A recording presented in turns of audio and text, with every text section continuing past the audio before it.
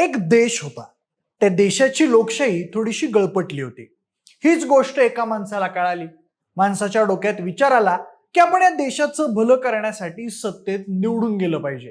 त्यासाठी त्यानं पक्षातून निवडणूक लढवली. नंतर तो निवडून आला आणि असंच दरमजल करत जिंकत जिंकत देशाचा प्रमुख बनला.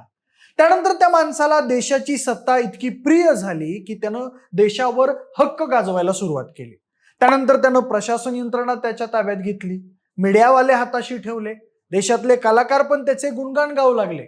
म्हणजेच अर्थात त्याच्यावर पिक्चर पण बनवू लागले. लोक त्याला काही बोलले की तो सरळ जेलमध्ये टाकायचा आणि गुदमरून मारून टाकायचा. नाहीतर त्या माणसासोबत असं काही व्हायचं की त्यांचं जगणंच मुश्किल व्हायचं. म्हणूनच त्याच्या बोलण्यावर माणसं हू का चू करत नव्हती. त्यामुळे तो उठ का उठ बस का बस करायला लागला. त्यातून झालं असं की लोकांनी स्वतःचं असं स्वतंत्र अस्तित्वच गमावलं आणि देशात आली हुकुमशाही. ही हुकुमशाही इतकी घातक होती की त्यामुळं करोडो लोकांवर बितली. म्हणजे ही गोष्ट सांगतोय मी जर्मनी या देशाची. जर्मनी म्हटलं की आपल्याला आठवतो हिटलर आणि हिटलर म्हटलं की आपल्याला आठवते हुकुमशाही.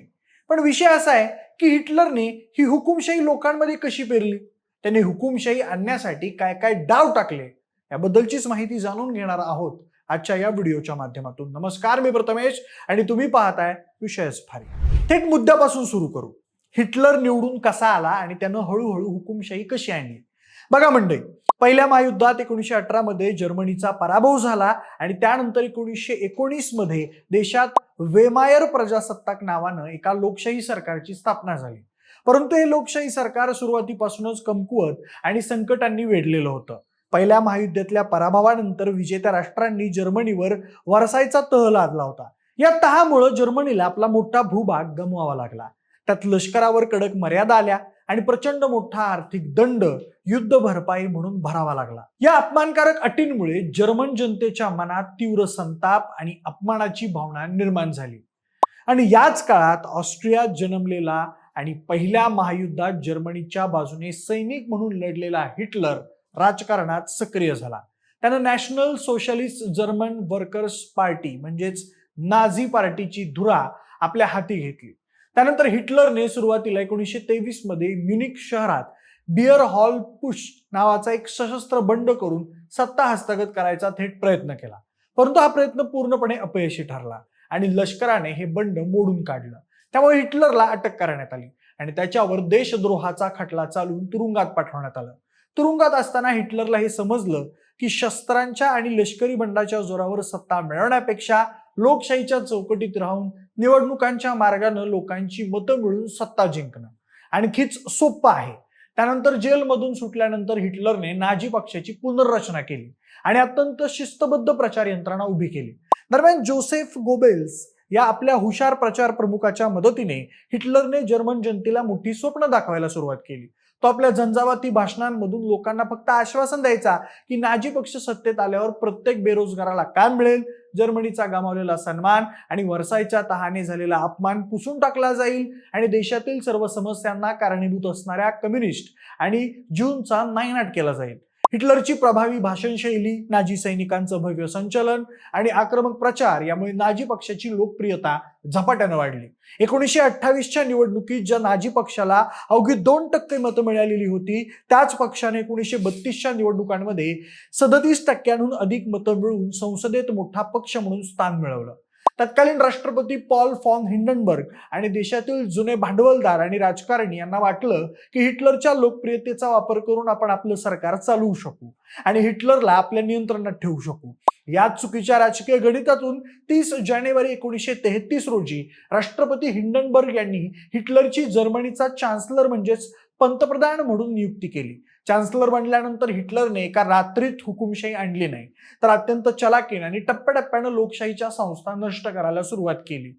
सत्तेवर आल्यानंतर अवघ्या एका महिन्यात 27 फेब्रुवारी 1933च्या रात्री जर्मन संसदेच्या इमारतीला रहस्यमयरित्या आग लागली. या आगीचा पूर्ण दोष हिटलरने कम्युनिस्टांवर टाकला आणि देशात कम्युनिस्ट क्रांती होणार असल्याचा आभास निर्माण केला. त्याच्या दुसऱ्याच दिवशी त्यानं राष्ट्रपती हिंडनबर्ग यांच्याकडून रायस्टॅग फायर डिक्री नावाचा आणीबाणीचा अध्यादेश मंजूर करून घेतला आणि या एका आदेशानं जर्मन नागरिकांचे सगळे मूलभूत अधिकार रद्द झाले. त्यात भाषण स्वातंत्र्य, वृत्तपत्र स्वातंत्र्य, एकत्र जमण्याचं स्वातंत्र्य आणि खासगी गोपनीयता एका क्षणात संपुष्टात आली. पोलिसांना कोणत्याही पुराव्याशिवाय कोणालाही अटक करण्याचे अमर्याद अधिकार मिळाले. हजारो कम्युनिस्ट आणि विरोधी पक्षाच्या नेत्यांना रातोरात तुरुंगात डांबण्यात आलं. यानंतर मार्च 1933 मध्ये हिटलरने संसदेत एनेबलिंग ऍक्ट म्हणजेच सक्षमीकरण कायदा मांडला. या कायद्यानुसार संसदेची किंवा राष्ट्रपतींची मंजुरी न घेता थेट कायदे करण्याचे आणि संविधान बदलण्याचे पूर्ण अधिकार चान्सलरला म्हणजेच हिटलरला मिळणार होते. त्यामुळे संसदेत विरोधी पक्षाच्या खासदारांना धाक दाखवून आणि कम्युनिस्ट खासदारांना आधीच अटक करून हिटलरने हा कायदा बहुमताने मंजूर करून घेतला. या कायद्यामुळे जर्मन संसद ही केवळ नावापुरती उरली आणि हिटलर देशाचा अधिकृत हुकुमशहा बनला. या प्रक्रियेला नाझी भाषेत ग्लाइच शाल्टुम म्हणजेच सगळ्या संस्थांचं एकत्रीकरण किंवा नाझीकरण असं म्हटलं गेलं. यानंतर हिटलरने प्रशासकीय यंत्रणेचा ताबा घ्यायला सुरुवात केली. नाझी पक्षाव्यतिरिक्त देशातल्या सगळ्या राजकीय पक्षांवर बंदी घालण्यात आली किंवा त्यांचा स्वतःचा पक्ष कसा बाद होईल हे होण्यास भाग पाडलं गेलं. त्यामुळं कामगार संघटना बरखास्त करून जर्मन लेबर फ्रंट नावाची सरकारी संघटना सुरू झाली. सरकारी नोकऱ्यांमधून नाझी विचारसरणीशी असहमत असणाऱ्या अधिकाऱ्यांना आणि ज्यू कर्मचाऱ्यांना काढून टाकण्यात आलं. त्यानंतर न्यायव्यवस्थेचं स्वातंत्र्य पूर्णपणे नष्ट करण्यात आलं. न्यायाधीशांना नाझी विचारसरणीशी एकनिष्ठ राहण्याची शपथ घ्यावी लागली आणि विरोधी विचारांच्या लोकांसाठी स्पेशल कोर्ट आणि पॉप्युलर कोर्ट स्थापन करून त्यांना कठोर शिक्षा दिल्या जाऊ लागल्या. ऑगस्ट 1934 मध्ये राष्ट्रपती हिंडनबर्ग यांच्या मृत्यूनंतर हिटलरने राष्ट्रपती आणि चान्सलर ही दोन्ही पदं एकत्र केली आणि स्वतःला फ्युहरर म्हणजे सर्वोच्च नेता घोषित केला. आता संपूर्ण सैन्य दलानं देशाऐवजी थेट हिटलरच्या नावावर निष्ठेची वैयक्तिक शपथ घेतली. त्यामुळे त्याचा प्रशासनावर संपूर्ण ताबा आला. त्यानंतर प्रशासनावर पूर्ण ताबा मिळवल्यावर हिटलरने आपला मोर्चा देशाच्या सांस्कृतिक क्षेत्राकडे आणि कलाकारांकडे वळवला. नाझी विचारसरणीनुसार कला ही केवळ मनोरंजनाचं साधन नव्हती, तर ती लोकांचे विचार नियंत्रित करण्याचं आणि नाझी सिद्धांताचा प्रसार करण्याचं एक शस्त्र होतं. यासाठी जोसेफ गोबेल्सच्या नेतृत्वाखाली राईश कल्चर चेंबरची स्थापना करण्यात आली. त्यातून देशातल्या प्रत्येक लेखक, कवी, चित्रकार, संगीतकार, अभिनेता, दिग्दर्शक आणि शिल्पकाराला या चेंबरचं सदस्य होणे गरजेचं केलं. ज्या कलाकारांचे विचार नाझी पक्षाशी जुळत नव्हते किंवा जे ज्यू वंशाचे होते त्यांना या चेंबरचं सदस्य म्हणून नाकारण्यात आलं, ज्याचा अर्थ असा होता की ते देशात कोणतीही कला सादर करू शकत नव्हते. त्यामुळे अनेक महान साहित्यिक, वैज्ञानिक आणि कलाकारांना देशांतर करावं लागलं किंवा त्यांना मौन बाळगावं लागलं. त्यात आधुनिक, प्रयोगशील आणि मुक्त विचारांच्या कलेला विकृत कला म्हणून घोषित करून त्यावर पूर्ण बंदी घालण्यात आली. मे 1933 मध्ये नाझी विचारसरणीच्या विद्यार्थ्यांनी संपूर्ण जर्मनीतल्या विद्यापीठांच्या बाहेर एकत्र येऊन लाखो पुस्तकांची जाहीर होळी केली. ज्या पुस्तकांमध्ये लोकशाही, मानवतावाद, शांतता किंवा ज्यू लेखकांचे विचार होते ती सगळी पुस्तकं आगीत भस्मसात करण्यात आली. केवळ नाझी विचारांना पूरक असलेलं साहित्य, जर्मन वंशाचं कौतुक करणारी नाटकं आणि लष्करी संगीतालाच प्रोत्साहन दिलं गेलं. त्यासोबत कलाकारांना हिटलरचे भव्य पुतळे आणि नाझी पक्षाच्या शौर्याच्या कथा सांगणारी चित्र काढायला भाग पाडलं. त्याच वेळी मीडियावर पूर्ण नियंत्रण मिळवणं हा हिटलरच्या स्ट्रॅटेजीचा महत्वाचा भाग होता. त्यावेळेला प्रचार मंत्री जोसेफ गोबेल्स याने माध्यमांवर इतकी कडक सेन्सॉरशिप लादली की सरकारला जे हवे तेच लोक पाहू, ऐकू आणि वाचू शकत होते. त्यामुळे देशातली सगळी वृत्तपत्र, मासिकं, रेडिओ स्टेशन्स आणि थिएटर सरकारच्या पूर्ण नियंत्रणाखाली आली. दररोज सकाळी सर्व वृत्तपत्रांच्या संपादकांना सरकारकडून निर्देश दिले जायचे की कोणती बातमी मुख्य पानावर छापायची, कोणती बातमी दाबून टाकायची आणि बातम्यांचा दृष्टिकोन कसा असावा. त्याचबरोबर विरोधी किंवा तटस्थ विचार छापणारी सगळी वृत्तपत्र बंद पाडली गेली आणि त्यांच्या संपादकांना छळछावण्यांमध्ये पाठवण्यात आलं. त्यात माहितीचा प्रसार करण्यासाठी रेडिओचा वापर अत्यंत आक्रमकपणे केला गेला.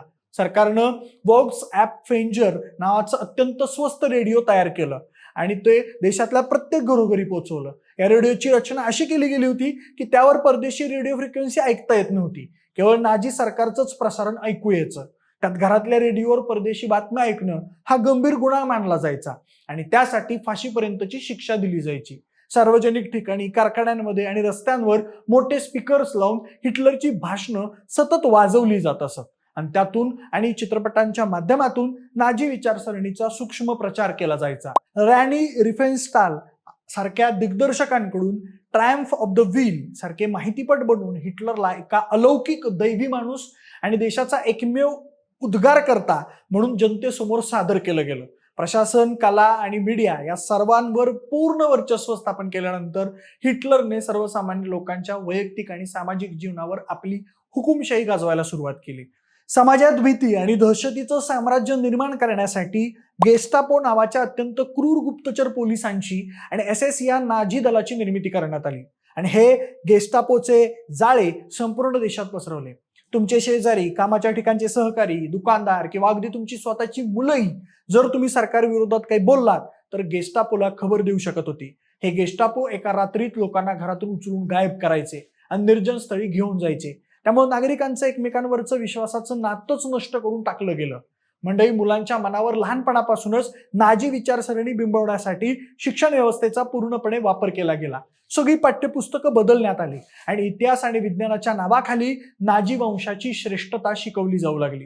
10 ते 18 वर्षांच्या मुलामुलींसाठी हिटलर युथ आणि लीग ऑफ जर्मन गर्ल्स या संघटनांमध्ये सामील होणं अनिवार्य करण्यात आलं. या संघटनांमध्ये मुलांना लष्करी शिक्षण, आज्ञाधारकपणा आणि हिटलरबद्दल निष्ठा शिकवली जायची. पालकांपेक्षा हिटलरचा आदेश मोठा आहे हे मुलांच्या मनावर ठासण्यात आलं. त्यानंतर स्त्रियांची भूमिका केवळ घर सांभाळणं आणि जर्मन वंशांच्या निरोगी बालकांना जन्म देणं एवढ्यापुरतीच मर्यादित ठेवण्यात आली. हिटलरच्या या अमानुष हुकुमशाहीचा सगळ्यात भयंकर आणि क्रूर फटका देशातल्या ज्यू धर्मियांना, अपंगांना आणि राजकीय विरोधकांना बसला. 1935 मध्ये हिटलरने न्यूरेमबर्ग कायदे लागू केले. या कायद्यानुसार ज्यूंचं जर्मन नागरिकत्व पूर्णपणे काढून घेण्यात आलं. त्यांना मतदाराचा अधिकार नाकारला गेला आणि सामान्य जर्मन नागरिकांशी लग्न किंवा शारीरिक संबंध ठेवण्यावर बंदी घालण्यात आली. ज्यू डॉक्टरांना, वकिलांना, शिक्षकांना आणि व्यापाऱ्यांना त्यांच्या कामावरून काढून टाकण्यात आलं. त्यांच्या दुकानांवर आणि व्यवसायांवर अक्षरशः बहिष्कार टाकण्याचे आदेश देण्यात आले. नोव्हेंबर 1938 मध्ये क्रिस्टलनाcht म्हणजेच तुटलेल्या काचांची रात्र घडवून आणली गेली, ज्यामध्ये नाझी सैनिकांनी संपूर्ण जर्मनीतल्या ज्यूंची हजारो दुकानं, घरं आणि प्रार्थना स्थळं जाळून टाकली आणि शेकडो ज्यूंची हत्या केली. यानंतर ज्यूंना शहरातल्या विशिष्ट, अतिशय अरुंद आणि घाणेरड्या भागात सक्तीनं राहायला लागलं. त्यानंतर दुसऱ्या महायुद्धाच्या काळात हिटलरची ही क्रूरता परिसीमेला पोहोचली. त्यानं फायनल सोल्युशन्स नावानं एक योजना आखली, ज्याचा उद्देश संपूर्ण युरोपमधून ज्यूंचा पूर्ण नायनाट करणं हा होता. या योजनेअंतर्गत पोलंड आणि इतर देशांमध्ये औशविट्झ, ट्रेम्बलिंका यांसारख्या भव्य कॉन्सन्ट्रेशन कॅम्प्स म्हणजेच छळछावण्या उभारण्यात आल्या. संपूर्ण युरोपमधून ज्यूंना मालगाड्यांमध्ये जनावरांसारखं कोंबून या छावण्यांमध्ये आणलं जायचं. तिथं बालकं, वृद्ध आणि आजारी लोकांना थेट गॅस चेंबर्समध्ये पाठवून विषारी वायू देऊन त्यांची सामूहिक हत्या केली जायची. जे सशक्त होते त्यांच्याकडून अत्यंत अमानुष परिस्थितीत काम करून घेतलं जायचं आणि शेवटी त्यांनाही मारून टाकलं जायचं. या काळात हिटलरच्या सरकारनं जवळपास 60 लाख ज्यूंची आणि लाखो कम्युनिस्ट, अपंग, समलिंगी आणि जिप्सी लोकांची अत्यंत पद्धतशीरपणे हत्या केली, ज्याला इतिहासात हॉलोकॉस्ट म्हणून ओळखलं जातं. अशा प्रकारे जर्मनीसारख्या लोकशाही देशात हळूहळू आणि अत्यंत योजनाबद्ध रीतीनं हुकुमशाही प्रस्थापित झाली. सुरुवातीला अत्यंत लोकप्रिय वाटणाऱ्या घोषणा, राष्ट्रीयत्वाचा अतिरेकी अभिमान आणि द्वेषाचं राजकारण याआड हिटलरने लोकशाहीचा पायंडाच मोडून काढला.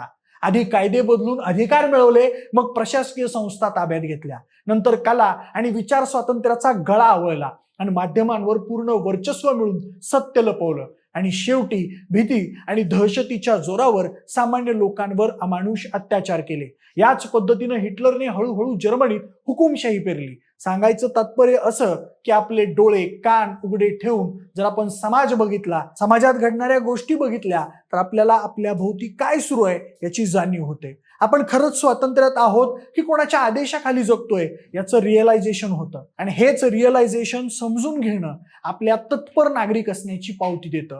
बाकी आपण सुजाण नागरिक आहोत या गोष्टीचा मला आदर आहे. हिटलरनं अशाच विश्वासाचा आदर न ठेवता बळाचा आणि सरकारी यंत्रणांचा वापर करून हुकुमशाही लादली, हे मात्र खरं आहे. बाकी मंडळी, तुम्हाला हिटलरच्या हुकुमशाहीबद्दल काय वाटतंय ते आम्हाला कमेंट करून नक्की सांगा आणि सोबतच आपल्या विशेष भारीच्या YouTube चॅनलला सबस्क्राईब करायला अजिबात विसरू नका. धन्यवाद.